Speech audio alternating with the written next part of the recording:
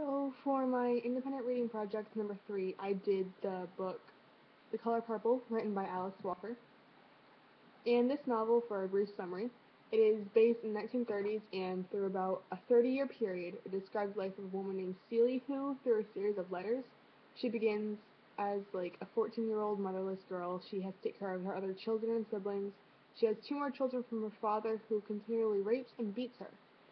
And also, Celia retains a very close relationship with her younger sister Nettie, who, despite her past separating them and marrying Celia to a man named Albert, who also beats her, they still have a very strong relationship. And later in her life, at this new home with Albert, she encounters his old lover, who is a singer and a lovely woman named Shug Avery. And with Shug around, Albert beats Celia a lot less. And as time goes by, the two women form a very deep love for each other and later have a sexual relationship. And Albert's son Harpo, he finds a wife as well, who is very physically strong and strong-willed woman, and her name is Sophia. And she does not take any beatings from Harpo without a fight. But this headstrong personality winds her up in jail, and she serves as a maid for 12 years. And later on, Celia finds out that Albert, he has hidden letters from her from her sister Nettie, who she thought was dead because she has not heard from her in over 30 years. So Shug gives her the letters, and later on they leave and they stay in Tennessee for a while as Shug goes around and sings, and Celia forms her own business as a pants steamer, and she has starts selling pants for women to wear as a unisex kind of company. And later on, at the end of the novel, Nettie finally returns home with her husband, and she brings Celia her two children, and it brings the novel to a close. So, some basic background information on the author, just to give a little overview, see how this book began. Alice Walker is a very well-known author, and she's very well known for this book, especially as a Pulitzer Prize-winning National Book Award winner. And she was born in Georgia in 1944. She worked as a social worker. She was no stranger to hard work, and she studied at Spelman College in Atlanta and Sarah Lawrence in College in New York.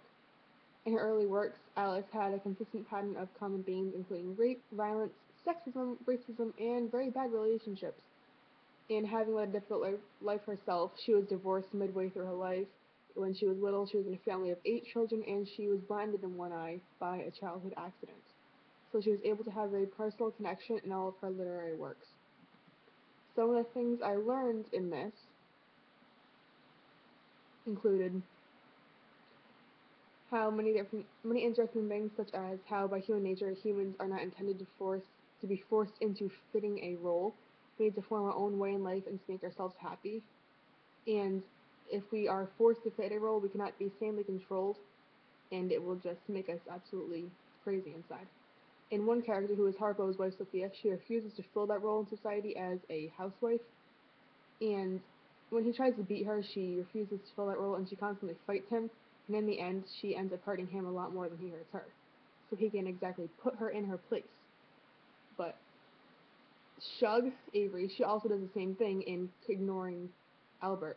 She doesn't follow any of his commands, even though he's constantly telling her what to do. She just does what she wants, and she travels around America and makes herself happy, and she sings. Even though her way of life is deemed as reckless and is looked down upon by much of society, she still does it because she doesn't care. Another thing I learned is the unimportance of names, which I thought was very interesting, especially compared to like Crucible, where reputation and names meant everything.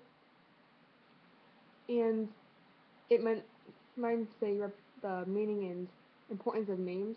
It's shown in the way Celie writes her letters, where she doesn't put anyone who is supposed to be given respect, supposedly, such as like Mr. Albert. She calls him Mr. Blank. And it shows how people are not judged by their names or their reputation. They are judged by who they are and how they act towards others, and who they are as a person.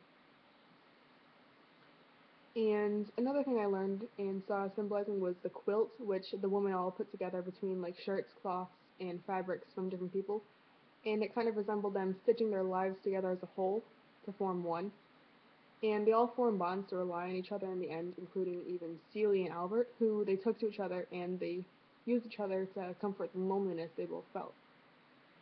And another significant figure is Pants, which relates to sexism because it forms a connection between the equality of women and being able to hold their own and work on their own instead of men being the one who wear the pants in the house and doing all the work. So it brings an equality between men and women. And lastly, most important, is the color purple.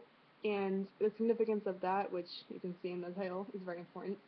The color itself, it refers to royalty, good judgment, and is the color of people seeking spiritual fulfillment.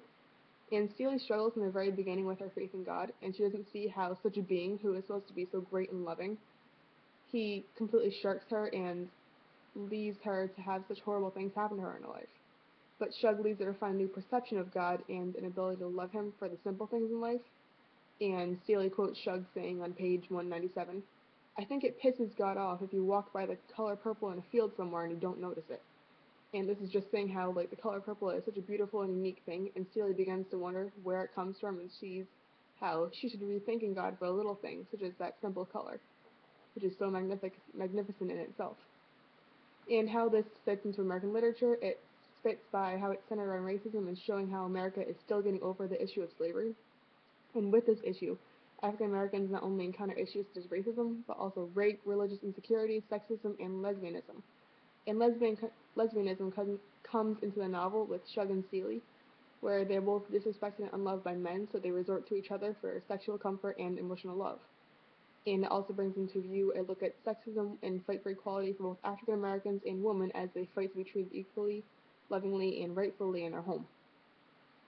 And equality is a main journey in the American journey itself, and it goes along with the characters as they follow the American dream to greatness and to make themselves a better life for them and their families.